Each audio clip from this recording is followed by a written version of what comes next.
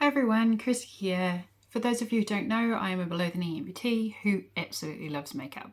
Today I'm going to answer the question, did I go through grief after having my amputation? The short answer is yes. Yes, I did. The long answer is I wasn't expecting to. I am an elective amputee, which means that I've had a long-term injury. It was 18 years before I had, from my original accident. I didn't really expect to feel grief as an elective amputee. I felt like since I had made the choice to have my amputation, that I really wasn't allowed to feel that grief. Because the amputation allowed me to not feel the level of pain that I was in before the amputation, I felt like I had no reasoning for feeling grief and losing a limb, and yet it happened anyway. So the first, few months after the amputation, it was just a lot of pluses for me. I felt really excited by the very much less pain that I was in. I also was very excited with every little win that I was getting. I guess in my head I built up this expectation that I wasn't going to be able to do much at all for quite a while, or at all, completely at all, for all time. As an amputee, I possibly had the preconceived notion that amputees are less abled than other people. I mean, logically, I knew that that wasn't the case. But I kind of think that I still applied that rule to myself. And anyway, so the first 3 months, there was a lot of wins. It was the first time that I fitted a prosthetic, the first time that I was able to stand up with crutches, the first time that, you slept through the night without phantom limb pain. There's a lot of firsts, and I built up a lot of highs from that, and I was really excited about my progress. I felt very encouraged. And then I had a week in my recovery process that wasn't as good. And it was just that my limb wasn't fitting so great. I was, getting a bit of discomfort when I was wearing it. I had some setbacks in terms of what I was physically able to do because of the fit of my prosthetic. And yeah, I just kind of had a week there where it just kind of wasn't going very well for me. And that seemed to trigger off the grief for me. So my grief manifested itself in, well, it was probably manifesting itself before that, and that I probably had denial. I definitely felt very defensive of the thought of being a disabled person or a differently abled person than other people. I guess the next stage for me with that was that I had this uncontrollable rage, and I felt like there was this very, very thin layer of paper, a very thin layer of paper between my anger and the rest of the world. And it was so easy to tear, and my anger would just kind of spill out. And as not a normally very angry person, I was really distressed by it. I was angry about the stupidest things, toast getting overcooked, and the coffee not tasting great. The way that somebody looked at me, if that was, if it was slightly a little bit funny, then it was all on, and it wasn't so much that my anger was verbalized or acted out, but it was just seething there under the surface. And I found it very, very difficult to come to terms with that anger. I wanted to joke it off. I wanted to, pretend that it wasn't there, that I wasn't feeling it.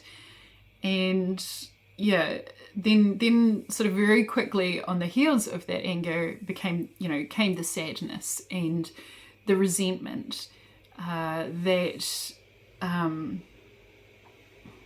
that my limb was gone, that my life was different, that I was going to have to get used to a new normal. And boy, do you hear that term a lot when you're in your recovery phase. You know, it's your new normal now. And I've found myself muttering under my breath, you know, like a little old man, you know, new normal. I also found that I had gone from being really, really comfortable looking and touching my limb after the angry phase of being quite put off by it. And it was just really funny things like I'm married, and if it touched my husband in bed, it, you know, because it's a separate entity from me. No, if my limb touched my husband while I was in bed, it would really creep me out. It didn't creep him out at all. I would just get really, really creeped out by it, and I'd be like, "Ooh, I'm touching somebody." It passes. You know, I'm a year into this since the amputation and since the surgery, and it does pass. But I've personally found it very good to talk about it with family, with friends, people that I trust, and now with all of you, because there is this whole process, I think, of getting used to missing part of your body, and I think it's any part of your body. Mine is the lower part of my leg, and I'm sure other amputees feel the same way when they lose part of their limb. And it's also a grief for the self that you identify as. I had this mental image of myself, and it encompassed not just my physical self, but my, you know, my whole self. And an amputation changes all of that. It touches every aspect of who you are. And I found that I had to let that girl go and, you know, forge this new, my new normal and my new self. And that's really challenging, you know, because then you have to rediscover things that you like, that you can do, that you want to do, that you have the energy to do. And all of those come with their own challenges, you know. Okay, so how did I overcome this? Well, some days I feel like I haven't overcome it at all. Mostly it's setting goals. And sometimes they're not even achievable, but it's the process of working towards those goals that help you process all of the changes that have happened because you're an amputee now, and all of the things that you have to do differently. And I'm not going to use the term limitations, because whilst I definitely have days where I feel like I'm more limited, I don't just have them about being an amputee. I have them from getting older. I have them from being a girl, you know, like there's always reasons why you would find a limitation in your life, and amputation is just one of them. It's not it, or not for me anyway.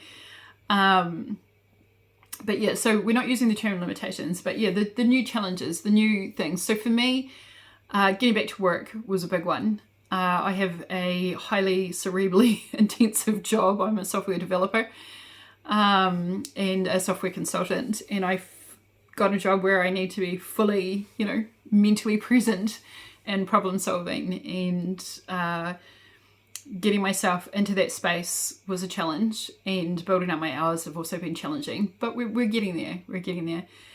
The other thing is getting back on my motorbike. So my accident is not motorbike related, but just before I had my amputation, I did get my motorbike license.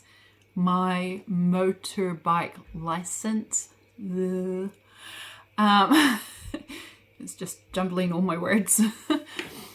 And my motorbike, who I call Piglet, because she's just a baby hog, she's not a full hog, has been a great source of joy and freedom, and getting back onto it in a prosthetic has been a massive success for me. Getting back into the swimming pool, really interesting. Really interesting. That you really notice, you know, the missing limb when you're in a buoyant environment, because that thing floats way more than you're expecting it to. And I think on, just the smaller goals that I was setting as well were really important for me to achieve, going out in the weekends to run our dogs. I might not be out there doing the walking with them, but I'm in the car or out on my crutches, walking to the nearest sort of park bench or seat or something, so that I am somewhat participating. So I am somewhat participating in the activity, and that's really important to me. Getting out amongst people, that is huge after an amputation. It's actually a mammoth step, to be out in public with, people. Because people are weird, and, that's just always awkward. And yeah, just, cooking your own dinners and, funny story.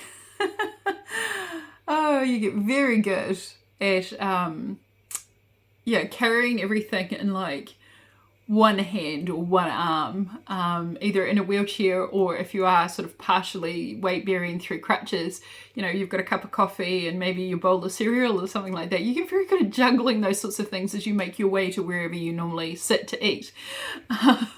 And getting there without, tipping everything, that was a big tick for me. I was like, yay, look at me adulting. Okay, so we got a little bit off topic there, but on topic still of the amputation. But grief, yes. As an elective amputee, you definitely do go through the grieving process. And I believe that it's really important that you acknowledge it. I didn't to start with, and I was so surprised when somebody else pointed it out to me. And I was like, really? Oh, maybe you're right. And then giving yourself permission to wallow in it and be in the states of grief and not make excuses for it.